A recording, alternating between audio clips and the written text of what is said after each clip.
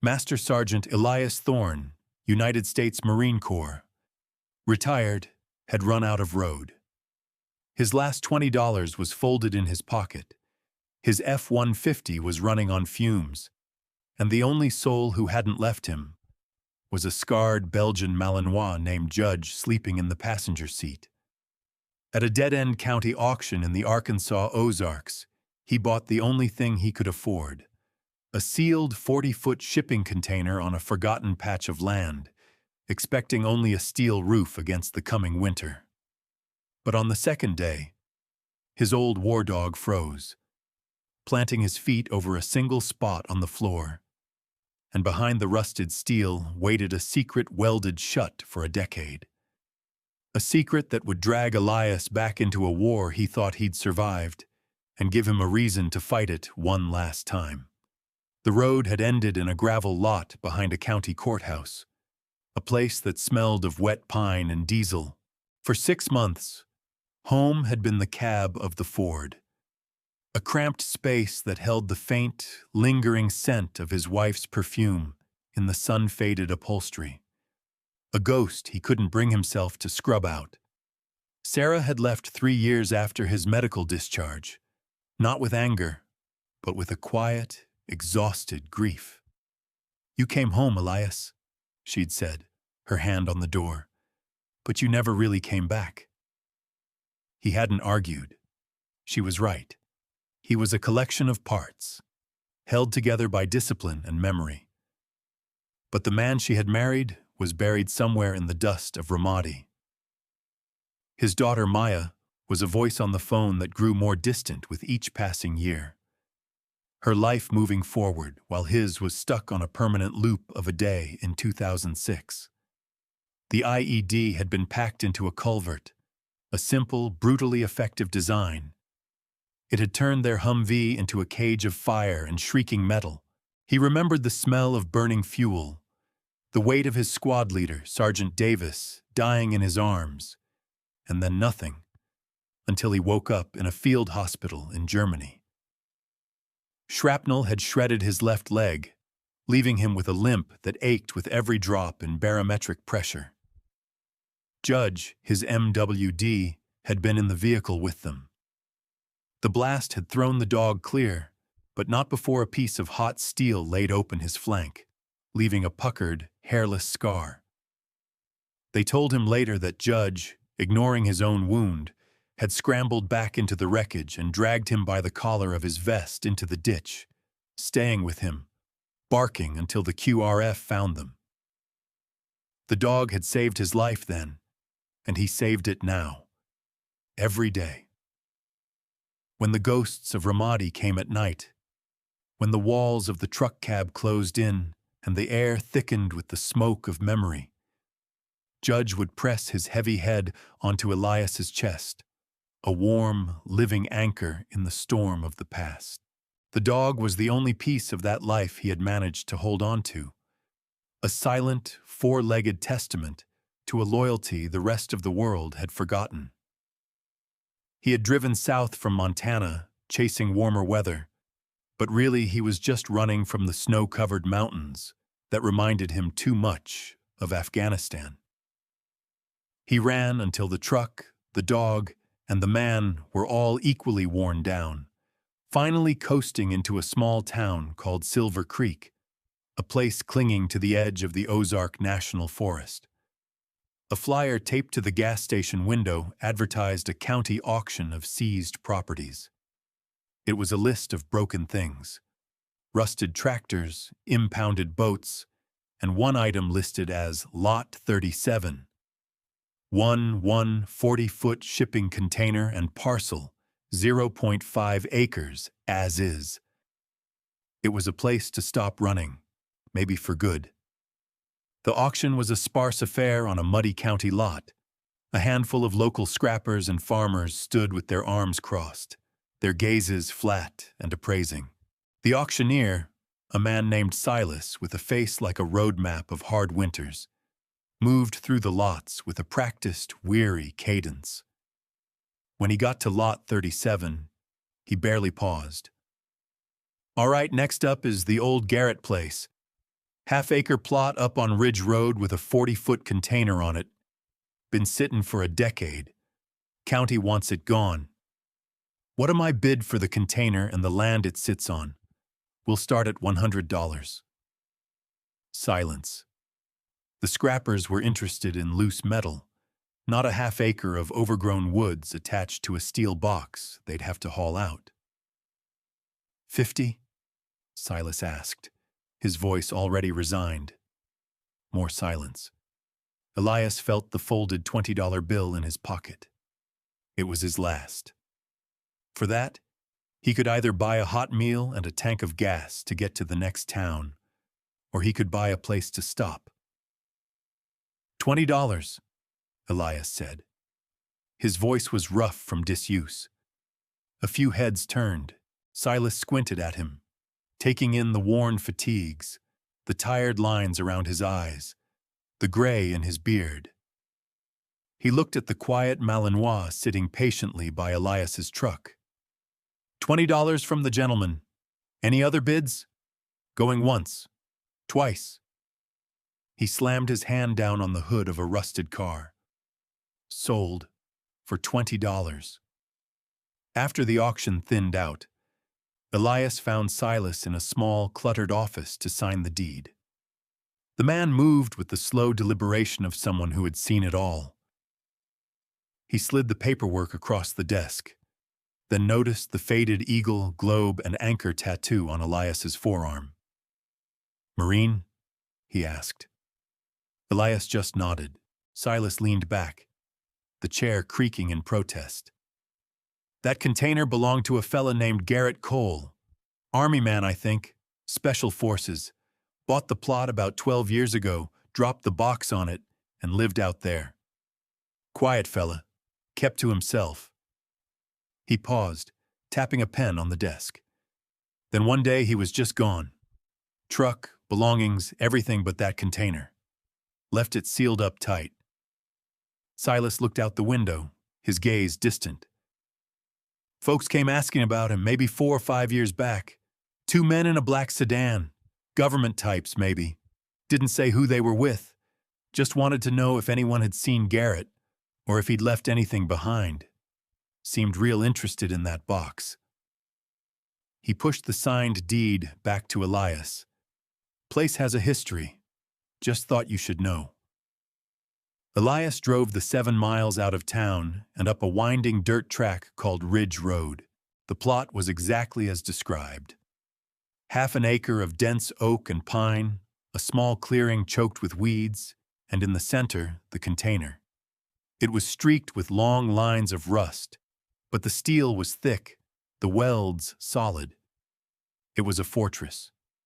He parked the truck, and as Judge jumped out to sniff the perimeter, Elias ran a hand over the cold metal. For $20, he had bought himself a tomb or a home. At this point, he wasn't sure there was a difference. The main doors of the container were sealed with more than just rust. Elias spent the better part of an hour with a crowbar and a hammer, sweat stinging his eyes, before one of the locking bars finally groaned and gave way. He hauled the heavy door open, revealing a dark, cavernous space that smelled of stale air, dust, and time. It was mostly empty. A few rotting wooden crates were stacked against one wall, and a thick layer of grime covered everything.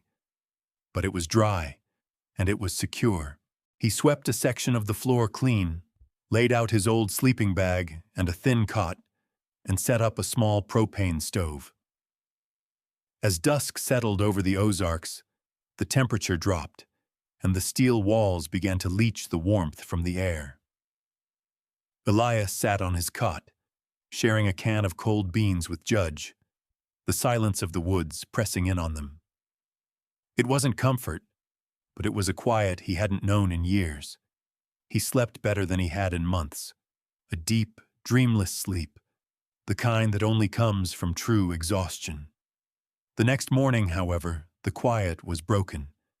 Judge was acting strange. The dog, normally calm and placid unless on alert, was pacing a tight circle in the back corner of the container. A low whine caught in his throat. He stopped over one specific section of the floor and began to paw at the steel, his claws making a sharp, scraping sound. "Easy, boy," Elias said, sipping the last of his instant coffee. "Probably a mouse nest under there." He tried to call Judge over, but the dog ignored him, his focus absolute. He lowered his head, sniffing intently at the floor, and then a growl started deep in his chest. It wasn't a warning growl. It was a sound of intense, unwavering focus, the same sound he used to make when he'd found a hidden weapons cache in a mud brick wall. Elias tried to leash him for a walk, thinking the fresh air would clear his head, but Judge resisted, digging in his paws, refusing to leave the spot. All day, the behavior continued. Every time they were inside, Judge returned to the same 4-foot square of steel. He would lie down on it, his nose pressed to the floor, and the low, guttural growl would rumble through the container. Elias was getting annoyed, then concerned. This wasn't like Judge. The dog didn't fixate on nothing. His instincts had been honed on 2 continents, trained to detect subtleties of scent and sound that no human ever could. Trust the dog. The old rule came back to him, a piece of doctrine he'd lived by for years. He got down on his hands and knees, running his palm over the cold, grimy steel. It felt solid, seamless. He saw nothing out of the ordinary. "What is it, boy? What do you hear?" He pressed his ear to the floor but heard only silence. Frustrated, he knocked his knuckles against the steel plate. Thud. He moved a foot over. Thud. He moved to the spot Judge was indicating and knocked again. Thump. The sound was distinctly different. Hollow. His heart gave a slow, heavy beat. He scraped away the years of accumulated dirt and filth with the edge of his knife. At first he saw nothing. But then, as he wiped the last layer of grime away, he caught it. A thin, precise line in the metal, almost invisible to the naked eye. It wasn't a seam from the container's original construction. It was a weld, cleaner and finer than the factory welds around it. It formed a perfect square, exactly where Judge had been pawing. Someone had cut a hole in the floor of this container and welded it shut again. And Judge, with a sense that went far beyond sight, knew it. The discovery of the weld changed the container from a simple shelter into a puzzle. Elias knew he had to get it open. He drove his truck back into Silver Creek, the fuel gauge hovering on empty. At a dusty pawn shop run by a man with a suspicious squint, he traded the one thing of sentimental value he had left: a silver Zippo lighter engraved with his unit's insignia, a gift from Sergeant Davis a week before he was killed. For it, he got a used angle grinder with a half-worn blade, a heavy-duty crowbar, and 10 gallons of gas. The trade felt like severing a final tie to the past, but the dead were gone. The living had work to do. Back at the container, he pulled the heavy doors almost shut, leaving just enough of a gap for the grinder's cord to run to his truck's inverter. The work was deafening in the enclosed space. A shower of brilliant orange sparks lit up the darkness as the cutting wheel bit into the steel. The air filled with the acrid smell of burnt metal, a scent that pulled at the edges of his memory, threatening to drag him back to the wreckage of the Humvee. He forced the thought down, focusing on the careful, steady line of the cut. Judge sat just outside the doors, watching, a silent, vigilant sentinel. It took over an hour to cut through the 4 sides of the square plate. The welds were deep and clean, the work of a professional. When the last side was severed, he switched off the grinder, the sudden silence ringing in his ears. He wedged the tip of the crowbar into the cut and put his weight on it. The plate resisted, then shifted with a low groan. He heaved, his muscles straining, and lifted the 4-foot square of steel. It was a 1/4 inch thick and heavy as a tombstone. He dragged it aside and peered into the darkness below. A hidden compartment, a false bottom about 2 feet deep, had been expertly built into the container's chassis. The air that rose from it was stale, smelling of gun oil, old paper, and long-abandoned secrets. Inside sat 2 military-grade ammunition cans and a thick, leather-bound book wrapped in oilcloth. His hands were steady as he lifted the first ammo can. The seal hissed as he broke it. It wasn't filled with ammunition. It was packed with stacks of $100 bills, bundled in tight, professionally wrapped bricks. A quick count of the top layer told him he was looking at tens, maybe hundreds of thousands of dollars. He opened the second can. It was heavier. Inside, nestled in foam cutouts, were 6 gold bars, each one stamped with a serial number. They were dense and dull, their value quiet and absolute. Finally, he unwrapped the oilcloth from the book. It was a journal. On the first page, in neat block letters, was a name: Master Sergeant Garrett Cole, 5th Special Forces Group. Elias began to read.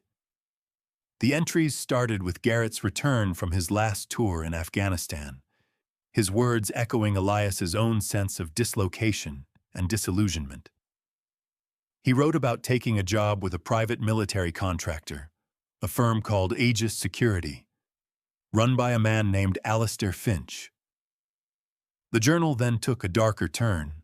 Garrett described discovering that Aegis was using its international logistics network to run a smuggling ring, moving not just untraceable weapons, but also people. He had compiled evidence, shipping manifests, encrypted communications, photographs. The final entry was dated 10 years ago. Finch knows I have the proof. I've secured it all here. If you're reading this, I didn't make it out. He owns half this county now. Don't trust the sheriff. Don't trust anyone with a clean suit. This isn't just money. It's a dead man's leverage. Use it for the ones who never came home. Elias closed the journal, the weight of it far heavier than the gold. He wasn't just holding a fortune.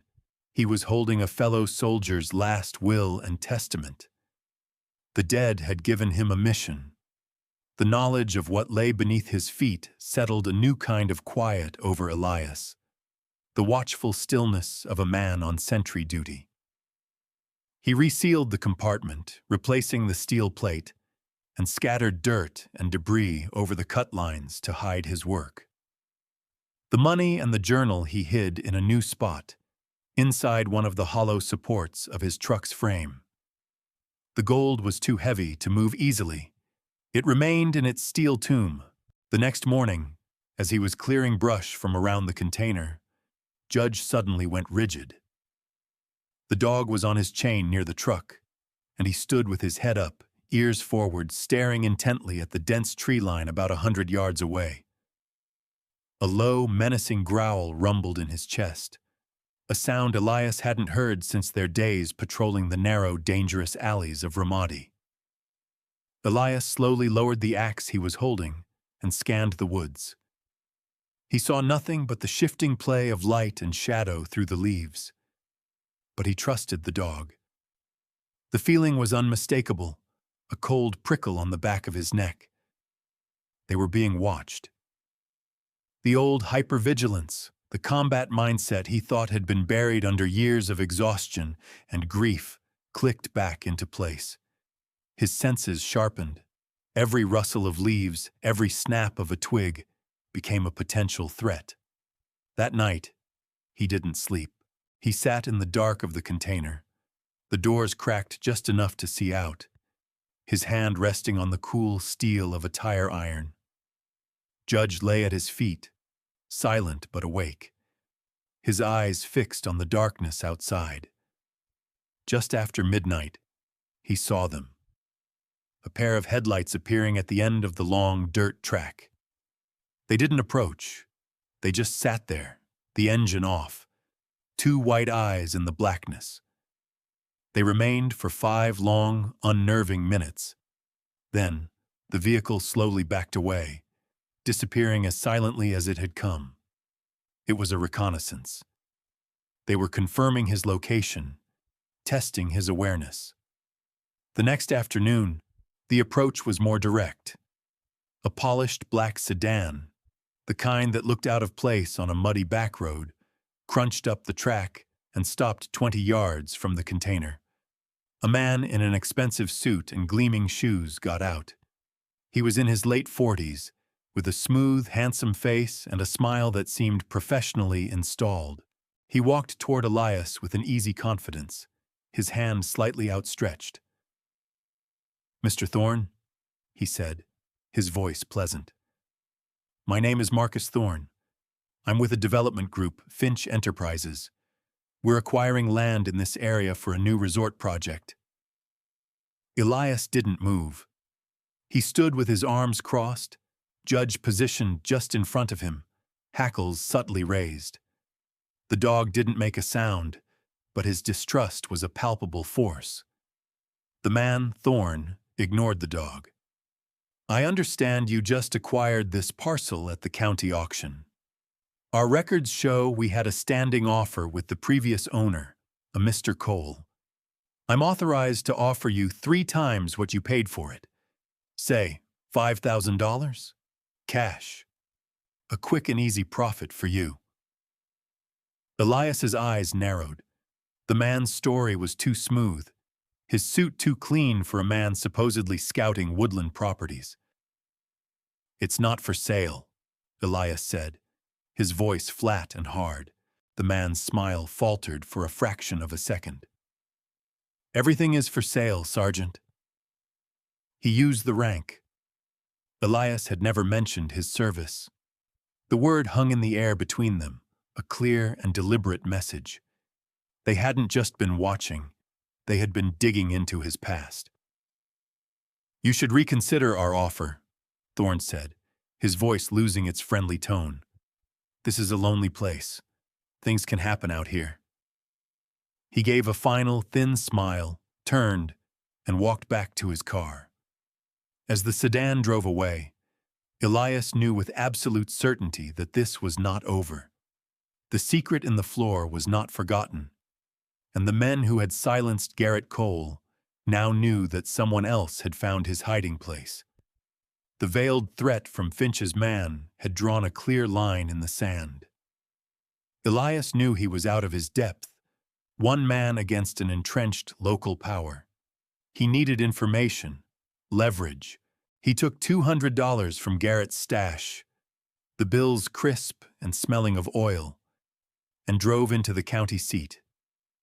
His first stop was the county records office, a small, musty room in the basement of the courthouse.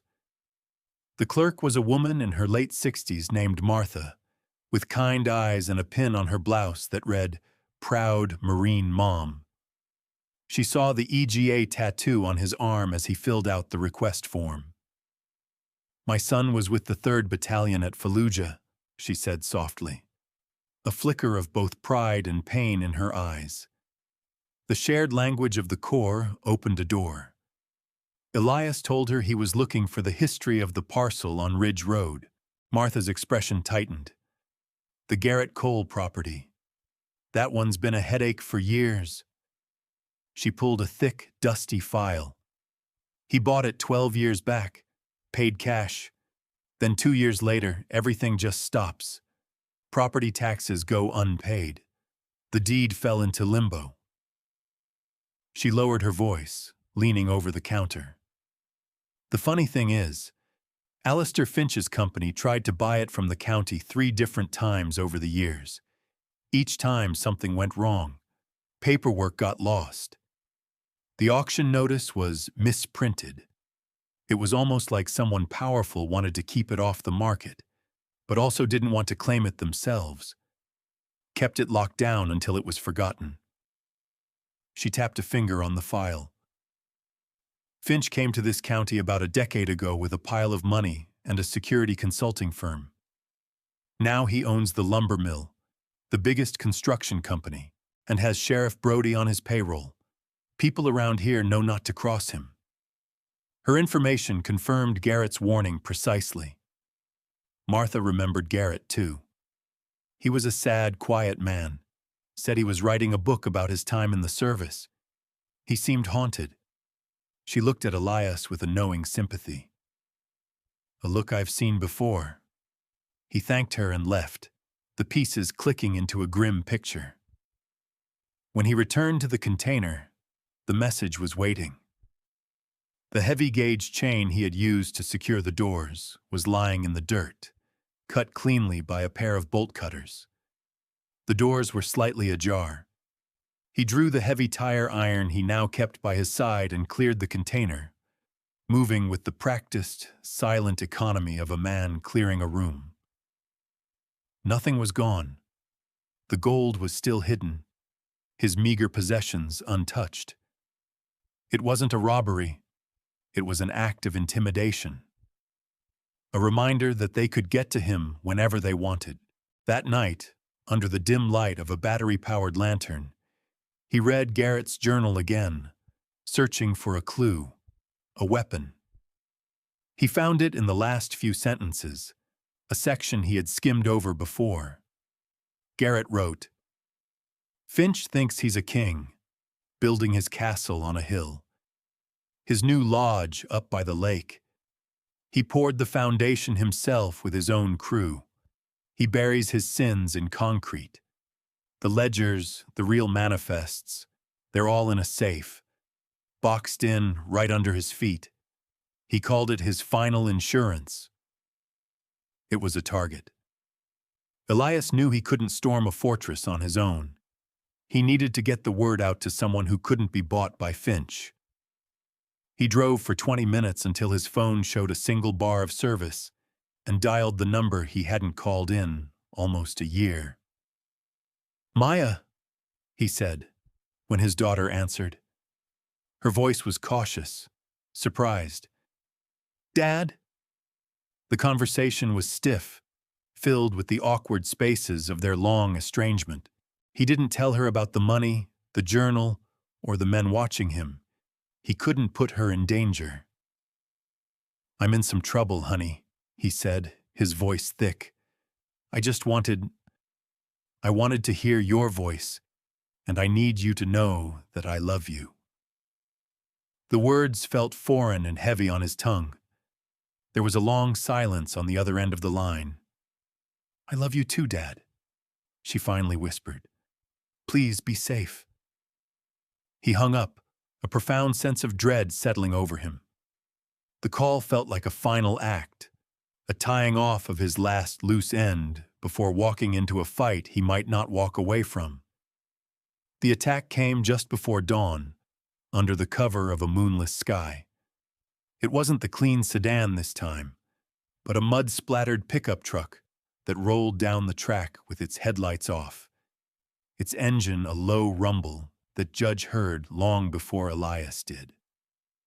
The dog's silent rise to his feet was all the warning Elias needed.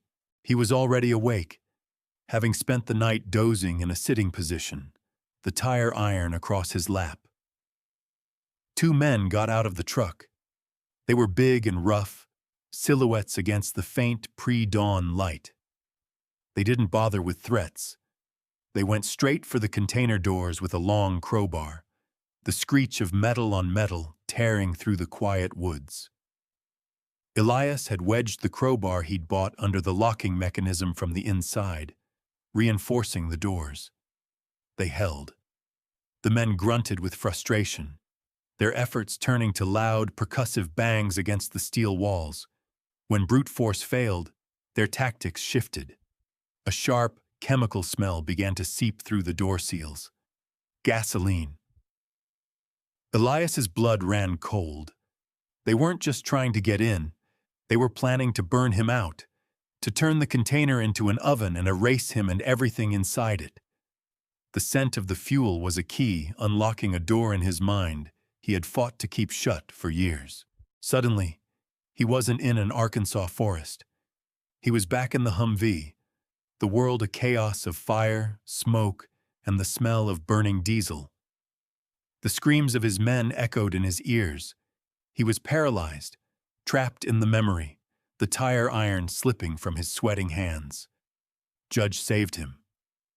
The dog, sensing the shift, the retreat of his handler into the depths of his trauma, began to bark. Sharp, urgent commands. He pushed his head hard against Elias's leg, then bit down on the fabric of his pants, pulling him, grounding him. The sharp pain cut through the phantom smoke. Elias blinked, the dark interior of the container snapping back into focus. He could hear the flicker of a lighter outside, then a whoosh as the gasoline ignited. Flames licked up the side of the container, casting dancing orange shadows inside. The steel began to groan as it heated. It was now or never. He kicked the interior bar free and shoved his shoulder against the heavy door. It swung open into a wall of heat. One of the men was standing right there, a length of steel pipe raised to strike. He swung it down, aiming for Elias's head. In that split second, Judge launched himself forward. The dog met the pipe in midair, taking the full force of the blow across his ribs with a sickening crack.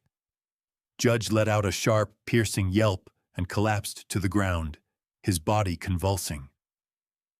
Seeing the dog fall broke the dam of Elias's control. The years of discipline, the carefully constructed walls he had built around the violence inside him, crumbled into dust. This wasn't a soldier defending a position anymore. It was pure, cold, and lethal rage. He moved through the firelight not like a man, but like a force of nature. The first man, the one with the pipe, went down with a shattered elbow and a broken jaw before he even understood what was happening. The second man, larger but slower, turned to run. Elias caught him in 3 strides, a precise strike to the back of his knee dropping him to the ground. The fight was over in less than 30 seconds. He didn't kill them, but he systematically and efficiently dismantled them, leaving them broken and unable to move. He stood over them, breathing heavily, the flames from the container casting him in a demonic light. Then he knelt by Judge. The dog's breathing was shallow, his eyes glazed with pain. Elias gently ran a hand over his side, feeling the unnatural give of broken ribs. He tore a strip from his own shirt, making a crude bandage to support the dog's torso. Using the 2-way radio from the attacker's truck, he bypassed the local dispatch and raised the Arkansas State Police.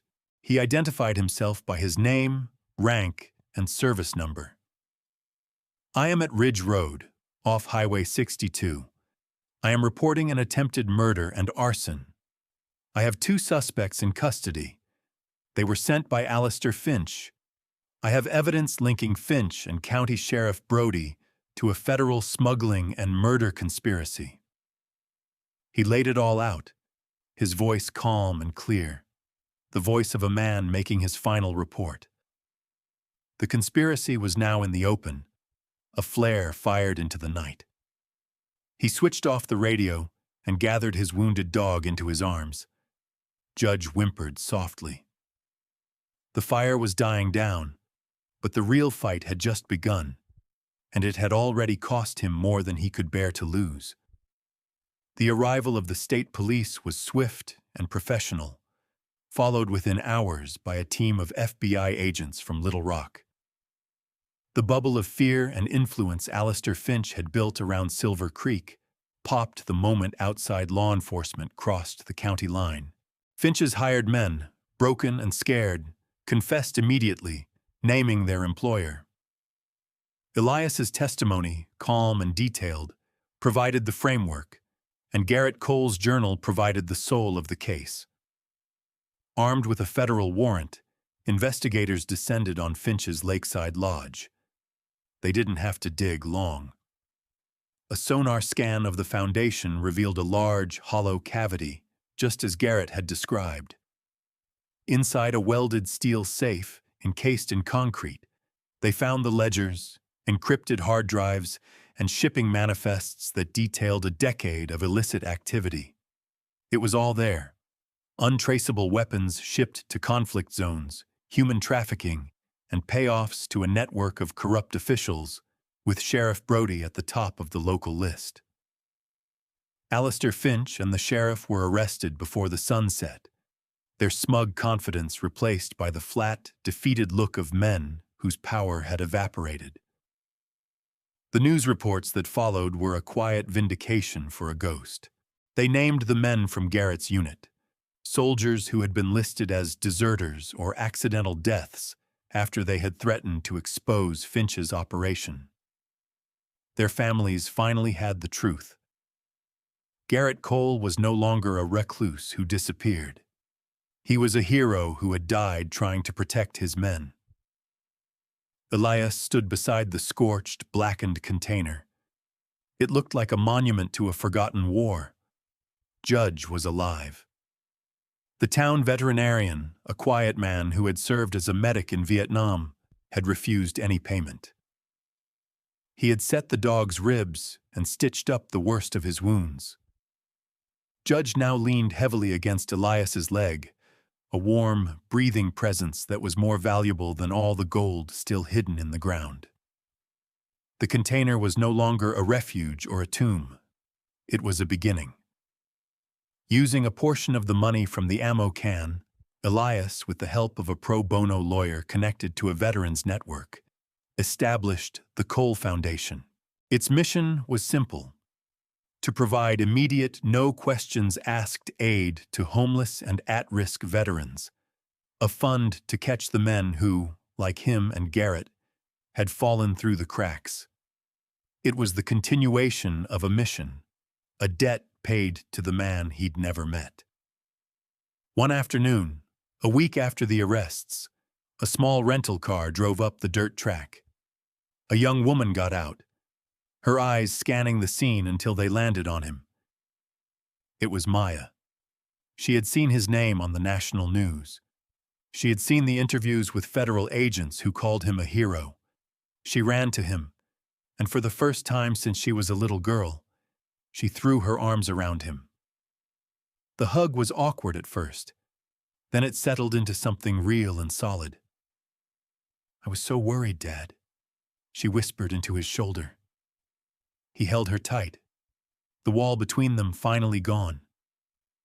He had come to this place with $20 and a death wish. A man running from ghosts. He had expected to disappear. Instead, he had been found. He looked at the scorched steel box he had bought for less than a tank of gas. It had become the crucible that burned away the man he had been and forged the man he was meant to become. The place he came to die had given him a reason to live. And the old war dog who had pulled him from the wreckage in Ramadi had, once again, pulled him from the wreckage of himself. Garrett Cole's war was finally over. Elias Thorne's was just beginning.